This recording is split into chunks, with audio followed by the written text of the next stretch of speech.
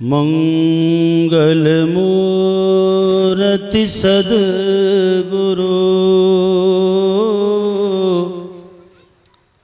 मिलबै सर्वाधार। मंगलमय मंगल करन बिनबो बारंबार।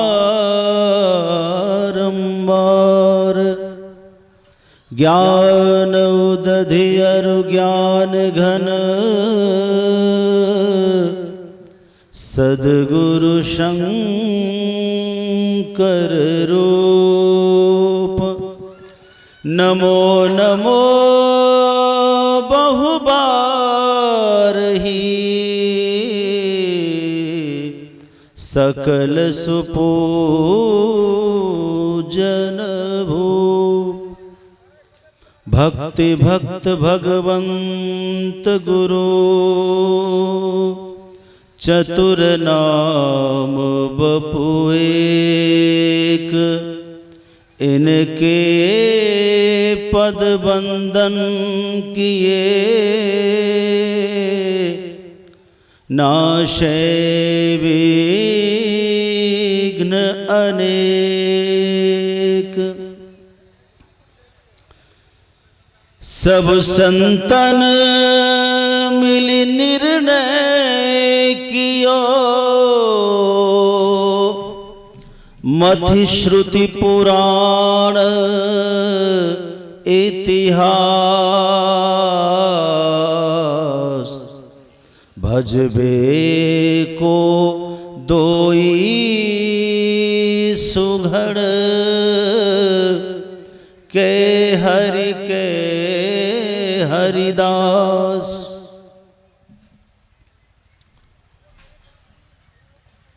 परात्पर अखिलेश्वर अकारण करुणा वरुणालय अखिल हेय प्रत्यनीक परम तत्व परमात्मा जिसके अनंत नाम है और ऐसे परम प्रभु सर्वेश्वर को प्राप्त परमाराध्य श्री सद्गुरुदेव भगवान इस अखिल राष्ट्रीय संत मत सत्संग महाधिवेशन के विशाल मंच पर विराजमान संत मत के भावी वर्तमान एवं प्रभावी आचार्य महर्षि स्वामी योगानंद परमहंस जी महाराज तथा अखिल राष्ट्रीय संत मत सत्संग के सभी साधु समाज महासभा के अध्यक्ष स्वामी श्री अनरण्यानंद जी महाराज और स्वामी कृपानंद जी महाराज विराजमान हैं जो महामंत्री हैं संत साधु समाज के एवं अखिल राष्ट्रीय संत मत सत्संग महासभा के माननीय अध्यक्ष जी मंत्री महोदय कोषाध्यक्ष जी और सभी गणमान्य सदस्य जिन्होंने इस पवित्र आयोजन में अपनी तन मन धन की संपूर्ण भूमिका निभाई है और आप समिति की ओर से प्रार्थना पर पधारे हुए आप सभी श्रद्धालु श्रोतागण भक्तिमती माता एवं बहनों, बहुत ही हर्ष का विषय है आज हम लोग इस विशाल संत समागम में समुपस्थित होकर संतों के दिव्य वचनों का लाभ ले रहे हैं। हम आज पाठ जो हुआ है इसके अनुसार विषय मिला है ध्यान योग। ध्यान योग क्या है? आपने श्रवण किया होगा, यदि शैल समम पापम विस्तीर्णम बहुयोजनम विद्यते ध्यान योगेन नान्यो भेदः कदाचन। बंधुओं, जीवन में पुण्य आप करें या न करें, पाप तो हो ही रहा है। पाप किसी से बचता नहीं है। हमारी एक विडंबना है कि हम पुण्य का फल सुख तो चाहते हैं, पुण्य करना नहीं चाहते। पाप का फल होता है दुख, किसी को भी नहीं चाहिए, परंतु पाप करते हैं।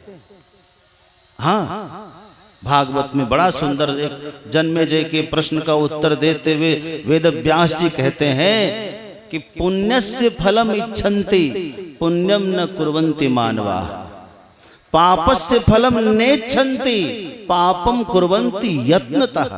पाप का फल दुख किसको चाहिए? किसी को नहीं, परंतु प्रयत्न पूर्वक अपना धन लगाकर, तन मन लगाकर पाप करते हैं। वहां इतने आदर से बुलाकर बैठाया भी नहीं जाता, फिर भी जाते हैं। आप बताइए, भागवत में एक और प्रसंग है पाप के विषय में। जब अघासुर आया, अघासुर जमुना जी के किनारे अपना मुखड़ा फैला दिया। एक अघासुर विशाल सर्प बनकर आया था, सांप बनकर, अजगर, और उसका एक नीचे मुख था, दूसरा ऊपर वाला भाग आसमान छू रहा था। बच्चों ने समझा कि ये कोई गुफा है, गुफा में कोई ऋषि मुनि बैठे होंगे, ध्यान कर रहे होंगे, चलो बाबा जी को प्रणाम करके आते हैं, दर्शन करके आते हैं। और सारे बच्चे उसके अंदर चले गए। पीछे से कन्हैया श्री कृष्ण भगवान मना कर रहे, भाइयों मत जाओ, कोई अनहोनी हो सकती है, मत जाओ मत जाओ, मना करते रहे। लेकिन बालक तो बालक है, क्यों? उनको जाने में आनंद आ रहा था, मजा आ रहा था। अरे उनकी जिह्वा कितनी लपलपाती मुलायम, उस पे पैर रख करके जा रहे हैं, उनके दांतों को समझ रहे हैं ये कोई खूंटी रखा है साधु संत झोला रखने के लिए, अपना अपना झोला भी रख दो उसमें। और बड़े मजे लेकर सारे बच्चे अंदर जा रहे हैं, बाहर से मना कर रहे हैं, मना कर रहे हैं, मना कर रहे हैं। जब अंदर चले गए और वो सांस लिया उसने, उसकी दुर्गंधी फैली अंदर में और दम घुटने लगा। हे भगवान, लगता है महात्मा जी का राम नाम सत्य हो गया। जो अंदर भजन कर रहे थे, लगता है वो खत्म हो गए होंगे, किसी ने उनका दाह संस्कार नहीं किया होगा, चलो संस्कार कर लेते। अब भी साहस कर रहा है। अरे पाप के पेट में जाने के बाद भी आपने आदमी पुण्य करना चाहता है। मैं बहुत बड़ी बात आपसे कहना चाहता हूं। अब देखिए, आखिरकार जब उसको कुछ दिखा नहीं वहां और बदबू भयानक आवे, अंधकार ही अंधकार, तब उसको लगा कि हम लोग शायद मुसीबत में हैं। तब उन बच्चों ने भगवान को पुकारा और भगवान श्री कृष्ण उसके मुख में आए, वो भी आ गए उनके पेट में। तब उसने, वो तो मौका खोज रहा था, भगवान श्री कृष्ण को जहां अपने उदर में पाया, उसने मुखारबिंद को बंद कर लिया, सांप ने अपना मुंह बंद किया। अब सारे रोए, भगवान ने अपना शरीर बढ़ाया और फिर अघासुर का पेट फाड़कर बाहर आया। ये अघासुर कौन है?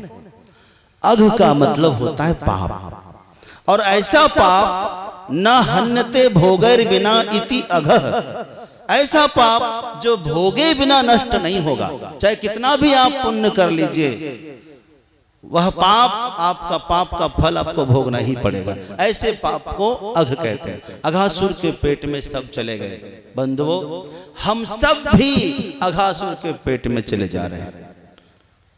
पाप करने में बड़ा मजा आता है, आनंद आता है। माता पिता गुरु संत ग्रंथ भगवंत सब मना करते, भाई ये काम मत करो, ये काम मत करो, पाप मत करो, और मन हमारा वही लगता है। हम जबरदस्ती पाप करते जा रहे हैं, घुसते जा रहे हैं। और जब पाप करते समय तो मजा आता है, परंतु जब सजा मिलती है तब हम रोते हैं, पछताते हैं, हाय बात मान लिया होता, बात मान लिया होता। पाप करने में बड़ा आनंद आता होगा, लेकिन पाप का भयानक परिणाम देखकर हम रोते हैं, तब भगवान को पुकारते हैं। फिर भी यदि कोई सच्चा शरणागत भक्त होगा और यदि उस समय वो भगवान को पुकारता है आर्त भाव से, तो भगवान उसके पास पहुंचकर उसका समाधान करते हैं। भगवान गुरुदेव भगवान समाधान यहाँ सत्संग योग के माध्यम से आपने सुना। यदि शैल समम पापम विस्तीर्णम बहुयोजनम, यदि पहाड़ के समान भी कोई पाप आपका है तो आप घबराइए नहीं, क्योंकि आपके पास वो सामर्थ्य ना भी हो कि आप यज्ञ करके पाप को नाश करवाएं। कुछ नहीं, सबसे बड़ा यज्ञ है ध्यान यज्ञ। आप बैठिए, आसन मार करके बैठ जाइए और शुरू करिए। इला और पिंगला द्वयोर मध्य वरम स्थानम सुषुम्ना च सरस्वती, इन दोनों नदियों के बीच में सरस्वती का स्नान करिए। गंग यमुन सरस्वती संगम पर संध्या करो नित भाई हो।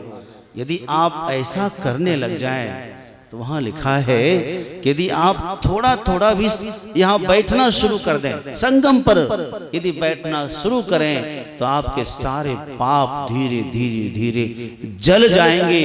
आपको प्रकाश तो बाद में होगा, लेकिन अंधकार का साम्राज्य खत्म पहले हो जाएगा, क्योंकि अंधकार ही पाप है। धीरे धीरे खत्म होगा, प्रकाश हो जाएगा।